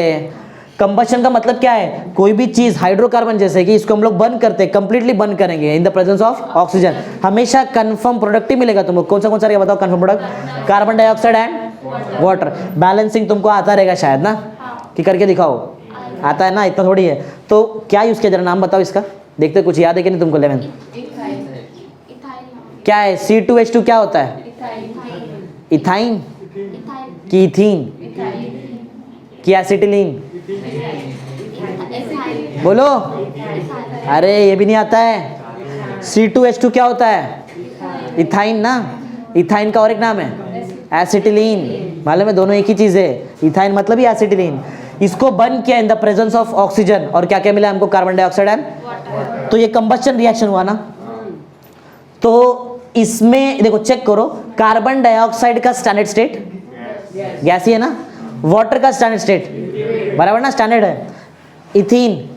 इथाइन गैस ना, लोअर मेंबर गैस होते हैं ना, पढ़ा था ना थियरी में, बराबर। ऑक्सीजन रिएक्टेंट और प्रोडक्ट दोनों का कैसा है, स्टैंडर्ड स्टेट में है। टेम्परेचर कितना यूज किया रहेगा बताओ यहाँ पे, 290, और प्रेशर कितना रहेगा। इसके लिए हम लोग अगर समझो ऐसा लिखा रहता मैंने, बताओ इसको क्या बोलते थे फिर, एंथैल्पी ऑफ कंबशन। अब बोलो स्टैंडर्ड एंथैल्पी ऑफ कंबशन, क्योंकि सब चीज स्टैंडर्ड फॉर्म में है। अरे थियरी वैसा ही है जैसा अभी तक एंथैल्पी का थियरी पढ़ते पढ़ते आए। थियरी आज पूरा लेक्चर आज इतना कुछ इंटरेस्टिंग नहीं है, ठीक है। तो किधर थे हम लोग, हाँ पढ़ लो जरा एक बार, क्या है देखो, पढ़ो। द एंथैल्पी चेंज आ रहा है बहुत बार, अकम्पनिंग वही, accompanying a reaction in which substance is completely burn in the presence of to give carbon dioxide water, वो लिखना है, लिख दो वहां पे, बराबर। Is called standard enthalpy of combustion, बराबर ना। रिएक्शन याद रखो, और ये वैल्यू सबसे मेन इंपॉर्टेंट है। वैल्यू क्या है देखो, ये सब वैल्यू याद है ना तुमको, ये सब वैल्यू याद रखते चलो, बराबर। ये -286 किलो जूल पर मोल था, ये कितना है -1300 किलो जूल पर मोल, राइट। ये सब याद रखते चलो। बॉन्ड एंथैल्पी, इस पे भी कल न्यूमेरिकल है, आज ही करा, लेकिन आज इतना टाइम नहीं हमारे पास। बॉन्ड एंथैल्पी देखो बहुत ईजी है, बॉन्ड एंथैल्पी, इसका भी फॉर्मूला वहाँ पे लिखा हुआ है देखो। बॉन्ड एंथैल्पी का मतलब क्या है, energy required, right, energy required to break the bond, simple ऐसा है। अब इसका टोटल आंसर वैसे यहाँ पे, हम मेन आंसर इसका यहाँ पे, बेसिक पढ़ते हैं। बॉन्ड एंथैल्पी, ये इसमें स्टैंडर्ड वगैरह कुछ नहीं है, यहाँ पे स्टैंडर्ड नहीं है। पढ़ो जरा पॉइंट क्या है, enthalpy change required to break particular covalent bond. याद रखना कौन सा बॉन्ड है, कोवैलेंट। अगर पॉलीएटॉमिक आयंस आता है ना, पॉलीएटॉमिक मॉलिक्यूल्स वगैरह आता है, वहां पे ये चीज थोड़ा कॉम्प्लिकेटेड हो जाता है ऐसा, बराबर। अभी तो इजी रहेगा, वहां तक इजी है। पढ़ो जाएगा फिर से, the enthalpy change required to break particular covalent bond in 1 mole of gaseous molecule to produce gaseous atom और रेडिकल। सिखा दिया तुमको रेडिकल क्या होता है, मानो ना, हाँ। Is called as bond enthalpy. क्या है इसका मतलब, बहुत सिंपल है, मतलब यहाँ पे जरा ध्यान दो, ये क्या है, HCl, नाम बोलो क्या रहेगा, हाइड्रोजन क्लोराइड गैस है वो, बराबर ना, हाँ। ब्रेक किया इसको। अच्छा बताओ, इसमें बीच में एक बॉन्ड रहेगा ना, H और Cl, जरा देख के बताओ दोनों में से ज्यादा इलेक्ट्रोनेगेटिव कौन है, क्लोरीन ना, क्लियर मालूम पड़ता है। क्लोरीन ज्यादा इलेक्ट्रोनेगेटिव और हाइड्रोजन इलेक्ट्रोपॉजिटिव है। क्या इधर फ्री रेडिकल बनेगा, बोलो नहीं ना। यहाँ पे एक्चुअल में ऐसा नहीं होता, ये तो समझो हम लोग थर्मोडायनेमिक्स पढ़ रहे हैं। थर्मोडायनेमिक्स किससे डील करता है, अरे डील किससे करता है, पहला पॉइंट। सेकंड क्वेश्चन याद है, मैक्रोस्कोपिक प्रॉपर्टी ना, समझा। तो छोटे छोटे चीज यहाँ पे देखेंगे नहीं हम लोग। एक्चुअल में जब ये टूटेगा तो बनेगा H+ और Cl- आयन, क्योंकि Cl दोनों का बॉन्ड का दोनों इलेक्ट्रॉन लेके जाता है ना, ज्यादा इलेक्ट्रोनेगेटिव है। ये मैक्रोस्कोपिक प्रॉपर्टी से डील कर रहा है, तो यहाँ पे हाइड्रोजन गैस मिलेगा और तुमको लास्ट में क्या मिलेगा, क्लोरीन गैस। हाँ, इसमें तुम्हारा ये दिख रहा है बीच का बॉन्ड टूट गया ना, तो ये बॉन्ड तोड़, एक तुमको एक चीज मालूम है क्या, बॉन्ड तोड़ने के लिए एनर्जी लगता है, और जब बॉन्ड बनता है ना तो एनर्जी रिलीज होता है। ये मालूम है क्या, शायद तुमको पहला मालूम रहेगा, दूसरा नहीं मालूम रहेगा। जब भी कोई भी दो एलिमेंट के बीच में बॉन्ड है, अगर उसको तोड़ने का तो तुमको एनर्जी देना पड़ेगा। लेकिन अगर बॉन्ड फॉर्म हो जाएगा ना, तो वहां का स्पीशीज एनर्जी रिलीज करता है, ऐसा है। ये पॉइंट याद रहेगा। बॉन्ड फॉर्मेशन में एनर्जी का जरूरत पड़ता है, और बॉन्ड जब ब्रेक होता है तो एनर्जी रिलीज, मतलब सिस्टम से सराउंडिंग, मतलब नेगेटिव वैल्यू आएगा जब बॉन्ड क्या होएगा, फॉर्मेशन होएगा। तो ठीक है, क्या था HCl गैस, क्या क्या बना देखो, H गैस और Cl गैस। तो यहाँ पे स्टैंडर्ड एंथैल्पी ऑफ रिएक्शन कितना है, 431.9 किलो जूल। बहुत सारा नंबर आएगा, ऐसा कंफ्यूजन होएगा, लेकिन आज के लिए ये, इसके बाद ऐसा एंथैल्पी नहीं आने वाला है। इसके बाद गिब्स एनर्जी आएगा, एंट्रोपी आएगा ना, ये थोड़ा बहुत आज का पूरा थियरी, इसके लिए आज मैंने ज्यादा लिख के एक साथ ही खत्म कर दिया इसको। तो HCl से क्या बना है, हाइड्रोजन गैस और क्लोरीन गैस, और उसका स्टैंडर्ड एंथैल्पी ऑफ रिएक्शन कितना है, 431.9 किलो जूल, बराबर।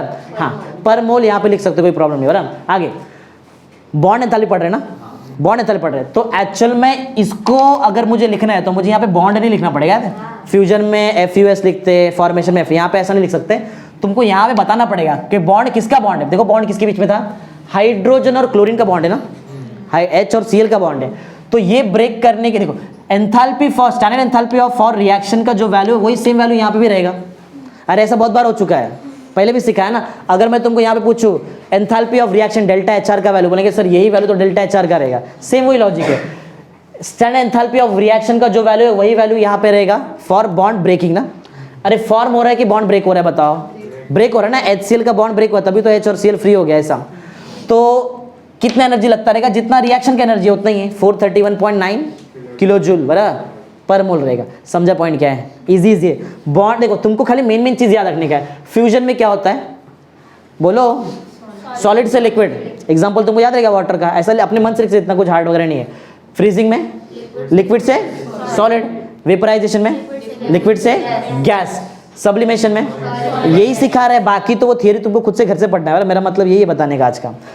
आयनाइजेशन, इलेक्ट्रॉन रिमूव किया गैस एटम से, राइट? हाँ, गेन में इलेक्ट्रॉन गेन किया और क्या बनाया? गैसेस एंड आयन, बराबर, ठीक है। और एटोमाइजेशन में क्या किया? मॉलिक्यूल से क्या बना दिया? एटम। फिर सॉल्यूशन में क्या? सोल्यूट को, 1 मोल ऑफ सोल्यूट को मिक्स किया किसके अंदर? स्पेसिफिक अमाउंट ऑफ सॉल्ट, बन गया बराबर। फिर पढ़ाया स्टैंडर्ड का मतलब तुमको याद है? याद है ना, सब सिखाया हुआ है। स्टैंडर्ड का मतलब क्या है? रिएक्टेंट प्रोडक्ट किसमें होना चाहिए? स्टैंडर्ड, बराबर। और बाकी सब सिखाया, वो लास्ट में एक बार रिवाइज मारेंगे। याद है ना सब कुछ? थर्मोकेमिकल इक्वेशन का ये सब गाइडलाइंस वगैरह, ठीक है। हम लोग किधर थे? ये हो गया ना, बॉन्ड एंथैल्पी हो गया। चलो इस पे न्यूमेरिकल है, इसके लिए देख लो अच्छे से। देखो आगे पढ़ो, नेक्स्ट क्या है? रिएक्शन एंथैल्पी फ्रॉम, इधर भी तो निकाला था ना हमने, reaction enthalpy from enthalpy of formation. Enthalpy of formation से रिएक्शन का एंथैल्पी निकाला था ना स्टैंडर्ड फॉर्म में। सेम इधर भी है, तुमको बॉन्ड एंथैल्पी दिया रहेगा कल के लेक्चर में, यहाँ बॉन्ड एंथैल्पी दिया रहेगा और तुमको क्या निकालने बोलेंगे? रिएक्शन क्या है। स्टैंडर्ड स्टेट में है तो स्टैंडर्ड लो, नहीं है तो मत लो, बराबर। चलो पढ़ते, देखो कैसा है। एक मिनट रुक जाओ, वैसे ये डिफाइन तुम्हारे टेक्स्ट बुक का नहीं है, ये लास्ट ईयर के टेक्स्ट बुक से मैंने लिया। देखो इधर से समझा देता हूँ, फिर देख लो। ये रिएक्शन दिख रहा है? जरा रिएक्शन ध्यान से देखो, कौन सा रिएक्शन है, इसमें क्या बन रहा है, क्या किसका फॉर्मेशन हो रहा है? हाइड्रोजन आयोडाइड ना, HI बनने के लिए क्या क्या लगेगा? हाइड्रोजन लगेगा, H2 यूज किया, देखो आयोडीन लगेगा, I2। चेक करो क्या ये स्टैंडर्ड है? ये स्टैंडर्ड में है आयोडीन, हैलोजन गैस ही होता है ना, है। HI वो भी गैस है, बराबर है, समझा? तो ये सब स्टैंडर्ड में है, तो मुझे स्टैंडर्ड लेना पड़ेगा यहाँ पे, बराबर। तो स्टैंडर्ड एंथैल्पी ऑफ क्या? रिएक्शन। कैसे निकालेंगे? बहुत इजी है। चेक करो यहाँ पे किसका किसका बॉन्ड का तुमको एंथैल्पी दिया है। देखो H2 किससे बना है? H2 मतलब एक्चुअल में क्या है? H ना, बीच में बॉन्ड, हाँ। तो HH का बॉन्ड एंथैल्पी बराबर प्लस क्या आएगा? हाँ, ये दिख रहा है I2 किससे बना रहेगा? I ना, बीच में एक बॉन्ड रहेगा, उसका बॉन्ड एंथैल्पी एक्चुअल में यहाँ पे प्लस आना चाहिए था, बराबर। इधर प्लस आता है, जरा बताता हूँ, देखो इधर क्या है वहाँ पे कंफ्यूजन। देखो ये रिएक्टेंट लिया ना, अरे इधर बॉन्ड ब्रेक होएगा ना, बॉन्ड ब्रेक ना। देखो बॉन्ड एंथैल्पी का एक्चुअल जो मतलब है वो तुमको यहाँ पे क्लियर नहीं समझ रहा है, क्योंकि यहाँ पे हमारे पास सिर्फ LHS में एक ही तो चीज़ है ना, एक ही रिएक्टेंट है, उधर बॉन्ड ब्रेक हो रहा है, बराबर। RHS में ऐसा कुछ बना क्या जहाँ पे बॉन्ड फॉर्म हुआ? देखो जरा उधर ध्यान दो, बॉन्ड फॉर्म हुआ ही नहीं, अलग अलग स्पीशीज बना है, बराबर। लेकिन ऐसे ये रिएक्शन देखो, इधर देखो, क्या इधर बॉन्ड ब्रेकिंग हो रहा है? किसका किसका बॉन्ड ब्रेक हो रहा है बताओ? हाइड्रोजन और इधर बॉन्ड फॉर्मेशन भी हो रहा है, किसका? हाइड्रोजन और आयोडीन के बीच में बॉन्ड फॉर्म भी तो हो रहा है ना, बराबर ना। हाँ, तो जरा पॉइंट देखो, एक्चुअल में अगर तुमको बॉन्ड एंथैल्पी निकालने का, bond enthalpy, standard bond enthalpy बोल सकते हैं ये रिएक्शन के लिए, तो वो क्या रहता है? रिएक्टेंट का जो बॉन्ड का ब्रेकिंग में जो एनर्जी लगेगा, समझा, प्लस प्रोडक्ट का बॉन्ड फॉर्मेशन में जो एनर्जी लगेगा, दोनों को प्लस करो तुमको मिल जाएगा ये। फिर से एक बार देखो, रिएक्टेंट का बॉन्ड ब्रेकिंग का एंथैल्पी प्लस, बोलो प्लस, प्रोडक्ट का बॉन्ड फॉर्मेशन का एंथैल्पी। वो स्टैंडर्ड है तो स्टैंडर्ड लो ना, क्या प्रॉब्लम है? समझ में आ रहा है? लेकिन याद है पहले वहां पे माइनस था, मैं तुमको बता रहा माइनस क्यों आता है, ध्यान दो। देखो ध्यान दो, बहुत इंपॉर्टेंट चीज है ये, कल इस पे न्यूमेरिकल है। इधर बॉन्ड ब्रेकिंग, बराबर। बॉन्ड ब्रेकिंग के टाइम पे क्या होता है? एनर्जी लगता है कि एनर्जी रिलीज होता है? एनर्जी एब्जॉर्ब होता है ना, एनर्जी एब्जॉर्ब होता है। तो कहाँ से कहाँ एनर्जी आ रहेगा? सराउंडिंग से, बराबर। इधर इसके लिए बताओ, बॉन्ड ब्रेकिंग है ना, यहाँ पे भी बॉन्ड ब्रेकिंग मतलब एनर्जी एब्जॉर्ब होता है ना, एब्जॉर्ब होता है ना, सराउंडिंग से सिस्टम आ रहेगा एक बार भी। तो इसके लिए कुछ साइन पीछे नहीं, ये भी पॉजिटिव है, ये भी पॉजिटिव, लेकिन इधर क्या हो रहा है बताओ? Bond form. अभी बताया ना, बॉन्ड फॉर्म होने के टाइम पे एनर्जी रिलीज, मतलब सिस्टम से सराउंडिंग क्या अपोजिट काम हो रहा है। तो अब क्या आएगा? डिफाइन में एक्चुअल में सम ही आएगा, लेकिन इसके साइन कन्वेंशन के हिसाब से बोलो अपने आप क्या बन जाएगा? रीजन तो माइनस क्यों डाल रहा है मैं वहाँ पे? रीजन ये है कि जब ये बॉन्ड का फॉर्मेशन होता है, एनर्जी रिलीज होता है, एनर्जी जब रिलीज होएगा तो सिस्टम से सराउंडिंग जाएगा, और जो भी चीज सिस्टम से सराउंडिंग जाता है वो क्या रहता है? नेगेटिव। समझा नेगेटिव क्यों आया? एक बात और, ये 2 समझा क्यों आया? क्या 2 क्यों बताओ 2 आया? अरे 2 मोल बन रहा है उधर, समझा ना। इधर पीछे कोई नंबर है क्या? बाय डिफॉल्ट 1 ना, कुछ नहीं है ना वहाँ पे, इसके लिए 1। समझा क्या? देखो ये मैथमेटिक्स से ही तुम्हारा ये बहुत बड़ा पॉइंट यहाँ पे लिखा हुआ है, तो ध्यान देते रहो एकदम अच्छे से। ये समझा कि तुमको क्या है, एक्चुअल में वो सम था यहाँ पे, याद है प्लस ही था, लेकिन वो साइन कन्वेंशन से अपने आप क्या बन गया, माइनस। सम ऑफ, हाँ सम ऑफ, बराबर। एनर्जी रिक्वायर्ड, इधर एनर्जी लगता है ना, for bond breaking, and energy released while bond formation, दोनों का सम करो तो जाके तुमको क्या मिलेगा, बॉन्ड एंथैल्पी, बराबर। वो जो तुम्हारा स्टैंडर्ड बॉन्ड एंथैल्पी रहेगा वही तुम्हारा क्या बनने वाला है, स्टैंडर्ड एंथैल्पी ऑफ रिएक्शन। पढ़ो, समझा पॉइंट क्या बताया मैं? अरे एक लास्ट टाइम जरा सुन लो, ध्यान दो। अगर तुमको स्टैंडर्ड एंथैल्पी ऑफ रिएक्शन निकालने का, तो स्टैंडर्ड एंथैल्पी ऑफ रिएक्शन किससे मैच होएगा बताओ, स्टैंडर्ड बॉन्ड एंथैल्पी से, क्योंकि रिएक्शन ही बॉन्ड वाला है ना, बराबर। तो तुमको स्टैंडर्ड बॉन्ड एंथैल्पी निकालना पड़ेगा, बहुत इजी है स्टैंडर्ड बॉन्ड एंथैल्पी निकालना, बहुत क्या है, सम करना पड़ेगा, प्लस किसका plus, energy required while bond breaking and energy released while bond formation, sum करो आंसर मिल जाएगा। पढ़ो पॉइंट, पढ़ो समझेगा, पढ़ो। देखो मैंने जो बताया ना उसका अगर तुमको थोड़ा बहुत भी पॉइंट याद है तो अपने आप तुमको पहला पॉइंट समझ में आ जाएगा। याद है, सम करने का है मेन, अभी समझ लास्ट टाइम सम करने का है, किसका सम करेंगे, एनर्जीज का। कौन सा energy, energy required while bond breaking, पहला breaking, and energy released while bond. अब पढ़ो समझेगा, पढ़ो। रिएक्शन एंथैल्पी ना, या फिर स्टैंडर्ड रिएक्शन एंथैल्पी बोले तो भी चलेगा। आगे इज कैलकुलेटेड, इसका आंसर बताया था, किससे मैच होएगा बताओ, स्टैंडर्ड बॉन्ड एंथैल्पी। देखो वही लिखा है, फ्रॉम बॉन्ड एंथैल्पी ना, मतलब स्टैंडर्ड भी रह सकता है। आगे बाय एडिंग, याद है प्लस बता सब ना, बाय एडिंग, क्या एडिंग, क्या adding, energy required to break the bond in reactant, ये रिएक्टेंट ही है ना, एंड आगे and energy released in formation of all bond, यही बताया था, खाली मेरा वर्ड अलग था बस, समझा ना पॉइंट क्या है। हाँ इन द, और फॉर्मेशन कहाँ पे होता है, प्रोडक्ट मॉलिक्यूल में होता है ना। हाँ फिर मैंने तुमको बताया सम है, ठीक है, माइनस किधर से आया मालूम है, क्योंकि प्रोडक्ट वाले केस में बॉन्ड फॉर्म होता है, बॉन्ड फॉर्मेशन के टाइम पे एनर्जी रिलीज होता है, एनर्जी रिलीज का मतलब सिस्टम से सराउंडिंग, और सिस्टम सराउंडिंग मतलब नेगेटिव। पढ़ो second point, since energy is released in formation of all bonds in product molecule, that is from system surrounding ना। हाँ हेंस एंथैल्पी विल बी, यहाँ पे एंथैल्पी नेगेटिव आएगा ना, वो स्टैंडर्ड रहने दो ना, क्या प्रॉब्लम है उससे, तो इसके लिए बीच में क्या बन गया अपने आप, माइनस। समझा, समझा कैसे है?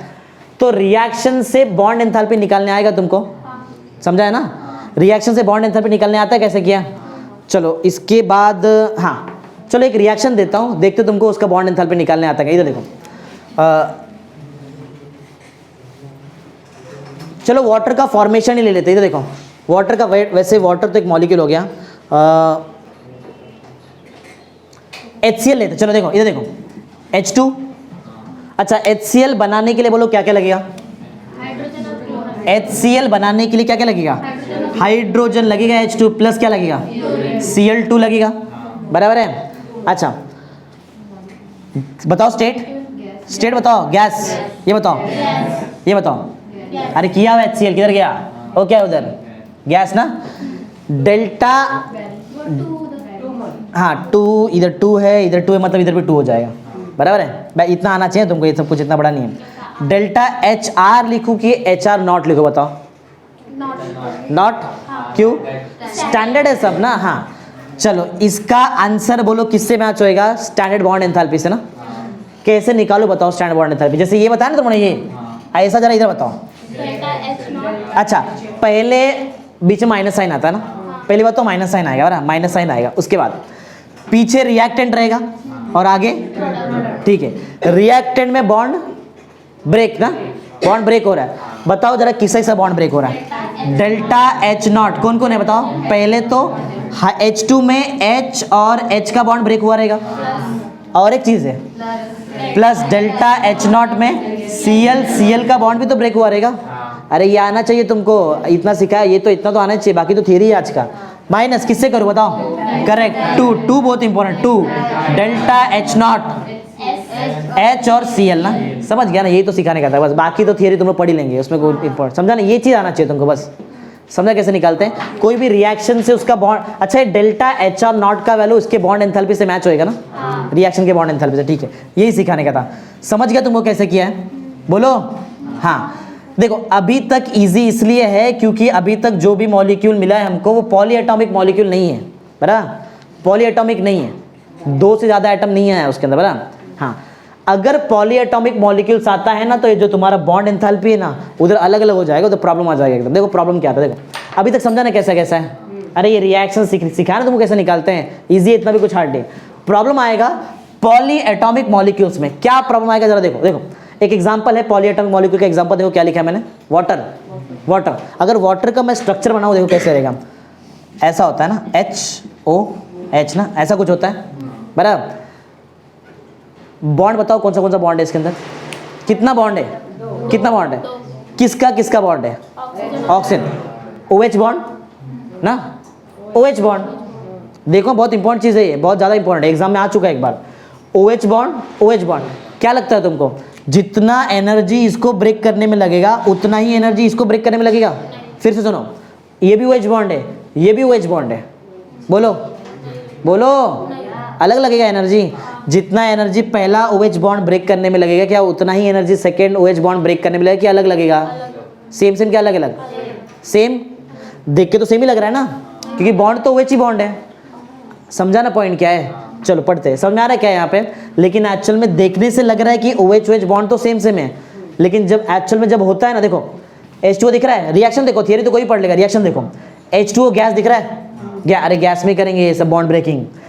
H2O जो गैस फेज में पहले इससे क्या बनता है, H2O से देखो क्या होएगा, सबसे पहले ना एक बॉन्ड ब्रेक होता है, ये बॉन्ड जैसे ये ब्रेक हो, बोलो क्या मिलेगा तुमको, H अलग मिल जाएगा और OH अलग।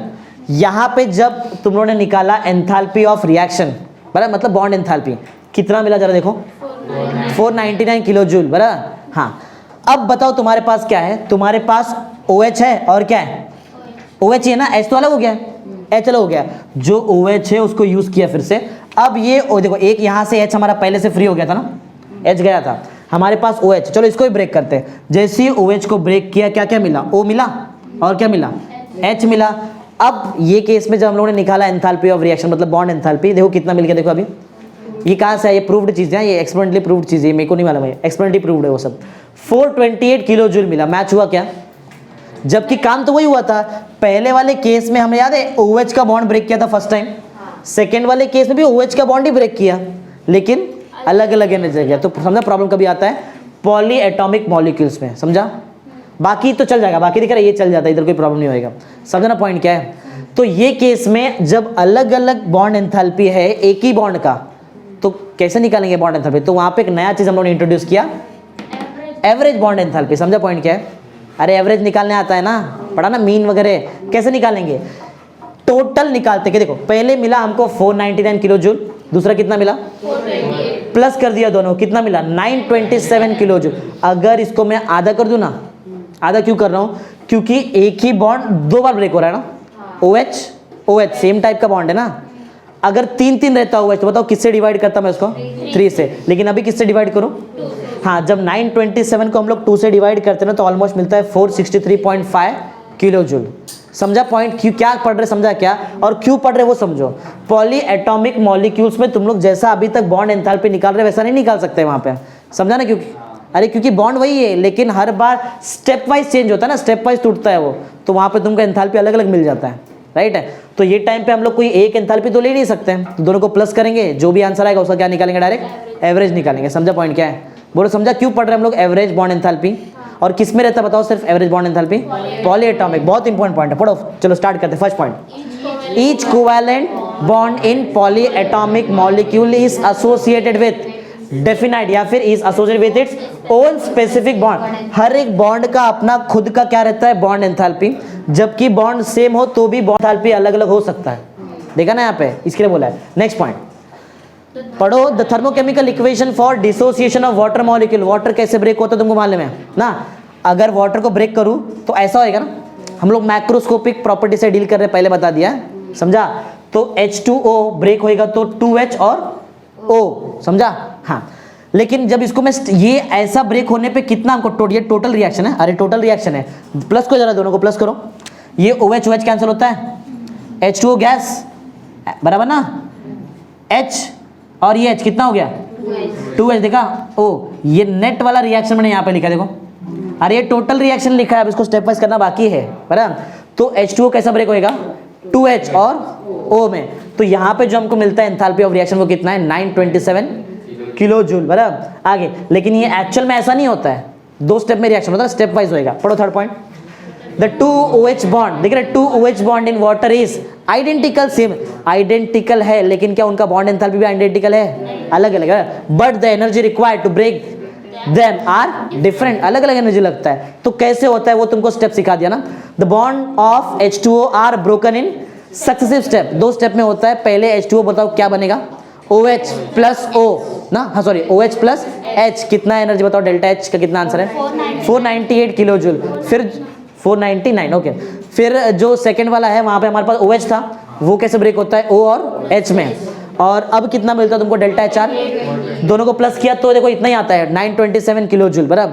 तो दोनों में से कौन सा लेने का, क्योंकि इधर भी OH का बॉन्ड ब्रेक हुआ इधर भी हुआ, तो क्या लेंगे एवरेज, कैसे निकालते 927 को किससे डिवाइड करेंगे 2 से। पढ़ो थर्ड फिफ्थ वाला पॉइंट लास्ट, दस for polyatomic molecule average bond enthalpy is use, समझा क्यों यूज करते हैं, रीजन उसके पीछे बराबर।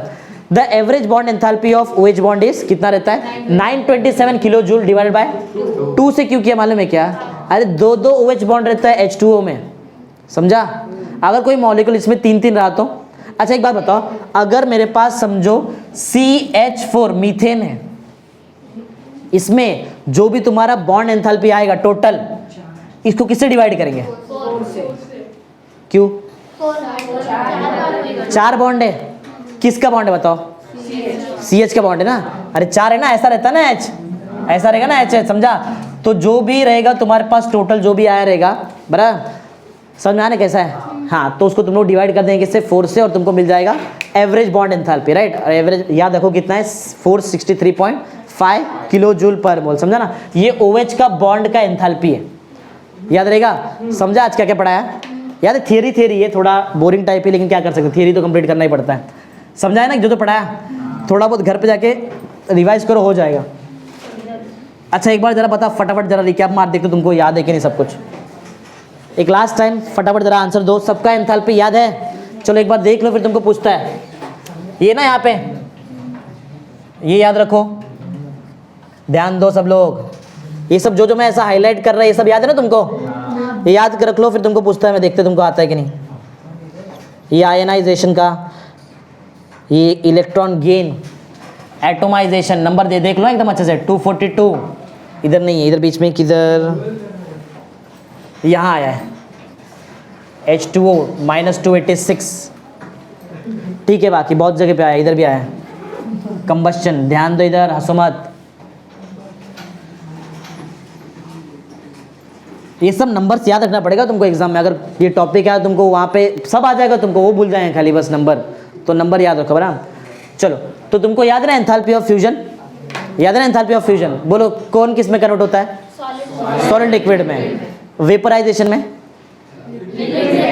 गैस में, उल्टा पुल्टा पूछ रहे हैं ऐसा मत सोचो लाइन से, सब्लिमेशन में सॉलिड टू डायरेक्ट गैस ना, हाँ।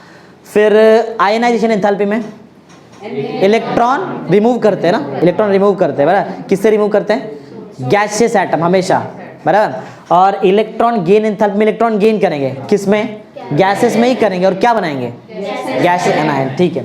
फिर एटोमाइजेशन का तुमको मतलब मालूम है, मॉलिक्यूल से क्या बनता है एटम, सॉल्यूशन का भी मालूम है तुमको मतलब 1 mole of solute in specific amount of. Standard enthalpy of reaction के लिए कुछ क्राइटेरिया था, बताओ पहला क्या होना चाहिए, फर्स्ट रिएक्टेंट एंड प्रोडक्ट किस में होना चाहिए, standard state. Second standard state का मतलब क्या है, बोलो मतलब क्या है, जहां पे जो भी सब्सटेंस है एटम मॉलिक्यूल आयन वो क्या होना चाहिए, मोस्ट स्टेबल, और टेम्परेचर कितना होना चाहिए, प्रेशर, ठीक है। अच्छा हाइड्रोजन का बताओ स्टैंडर्ड स्टेट, सोडियम, और इथाइल अल्कोहल, वाटर, ऑक्सीजन, आता है ना, ठीक है। तो हाँ एक और चीज, अगर सॉल्यूशन है तो उसके अंदर जो स्पीशीज है उसका कॉन्सेंट्रेशन, तो ही उसको बोलेंगे हम लोग कि वो स्टैंडर्ड स्टेट है ना, ठीक है।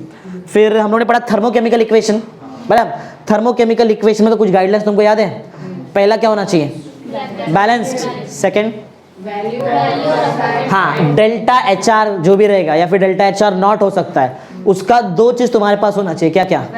वैल्यू और साइन। फिर थर्ड पढ़ा स्टेट बताना बहुत जरूरी है ना, सॉलिड लिक्विड गैस। फिर इधर हमने देखा कि अगर रिवर्सिबल कर दिया तो साइन चेंज हो जाता है। हाँ, फिर यहाँ पे हमने देखा कि अगर कोई भी जो भी कोएफिशिएंट है नंबर ऑफ मोल जो स्पेसिफाई करता है उसको हम लोग कोई भी नंबर से मल्टीप्लाई कर रहे हैं या फिर डिवाइड, तो तुम्हारा जो डेल्टा HR नॉट या फिर डेल्टा HR का वैल्यू रहेगा उसको क्या करना पड़ेगा? वही नंबर से मल्टीप्लाई या तो डिवाइड, ठीक है। फिर इसके बाद क्या पढ़ा हम लोग ने? स्टैंडर्ड एंथैल्पी ऑफ फॉर्मेशन ना, मालूम है स्टैंडर्ड मतलब क्या है? बराबर, मालूम ना स्टैंडर्ड मतलब क्या है? रिएक्टेंट प्रोडक्ट वो सब। हाँ, फिर स्टैंडर्ड एंथैल्पी ऑफ फॉर्मेशन से क्या निकाला हम लोगों ने? Standard enthalpy of reaction. Product को माइनस करना पड़ेगा रिएक्टेंट से। इसका उल्टा रहता है यहाँ पे, इधर दिख रहा है, कंफ्यूज नहीं होने का। बॉन्ड एंथैल्पी में रिएक्टेंट को माइनस करेंगे किससे, और यहाँ पे उल्टा प्रोडक्ट माइनस रिएक्टेंट, ऐसा। फिर स्टैंडर्ड एंथैल्पी ऑफ कंबशन देखा, कंबशन याद है? क्या यूज किया बताओ? फ्यूल क्या यूज किया था हमने वहाँ पे? इथाइन, या और एक नाम एसिटिलीन। किसके साथ रिएक्ट किया था? कंप्लीटली बंद किया था। क्या क्या मिला था? कंफर्म प्रोडक्ट रहता है, confirm product, right. Delta HC से डिनोट करेंगे, अगर नॉट रहेगा तो स्टैंडर्ड रहेगा, ठीक है, ऐसा। फिर बॉन्ड एंथैल्पी पढ़ा, बराबर। एक्चुअल में बॉन्ड एंथैल्पी का डिफाइन यहाँ पे है, पर ये एक्चुअल डिफाइन है, लेकिन जो हमारे टेक्स्ट बुक में दिया इसके लिए डिफाइन सिंपल सा है। बॉन्ड ब्रेक, ये रिएक्शन के लिए बॉन्ड ब्रेकिंग के टाइम पे जो भी एनर्जी लगा वो तुम्हारा बॉन्ड एंथैल्पी रहेगा ना। हाँ, लेकिन ये ऐसा अगर रिएक्शन आया तो यहाँ पे बॉन्ड एंथैल्पी कैसे निकालेंगे? सम करना पड़ेगा, बराबर। सम करना पड़ेगा किसका? Energy required while breaking of bond and energy released by formation, और जब भी रिलीज होएगा तो उधर क्या डाल दो पीछे? माइनस। समझा ना कैसा? फिर पढ़ा एवरेज कभी यूज करते हैं, एवरेज बॉन्ड एंथैल्पी के जब भी पॉलीएटॉमिक मॉलिक्यूल रहेगा तो एवरेज यूज करो। रीजन तुमको मालूम है, सेम बॉन्ड रहता है लेकिन स्टेप वाइज ब्रेकिंग होता है, इसके लिए क्या होएगा? देखो एक पॉइंट नोट करो, पहला बहुत ज्यादा वैल्यू है ना, फिर धीरे धीरे कम होएगा। तो याद है वैसे CH4 में वैसे रहने वाला है, पहले ज्यादा धीरे धीरे कम, और जितना सेम बॉन्ड है उतने से डिवाइड करते हैं। OH का 2 बॉन्ड था ना सेम सेम, तो किससे डिवाइड किया? मीथेन में 4 बॉन्ड सेम सेम रहेगा। ये तुम्हारा उसमें एक इंटेक्स क्वेश्चन है मीथेन का, तो उधर देखो उसमें मीथेन वाले केस में किसे डिवाइड करेंगे? अच्छा एक बात बताओ, ये जो H2O पड़ा इसमें जो टोटल बॉन्ड एंथैल्पी था वो कितने का था? 927 किलो जूल, बराबर। और OH का बॉन्ड एंथैल्पी कितना आया? 463 ना, 0.5 किलो जूल। ये सब याद रखो बराबर, ये बहुत इंपॉर्टेंट है, समझा है? ये थोड़ा थियरी था बराबर, इसके बाद पूरा न्यूमेरिकल वाला पार्ट है, इतना ही था थियरी चैप्टर में।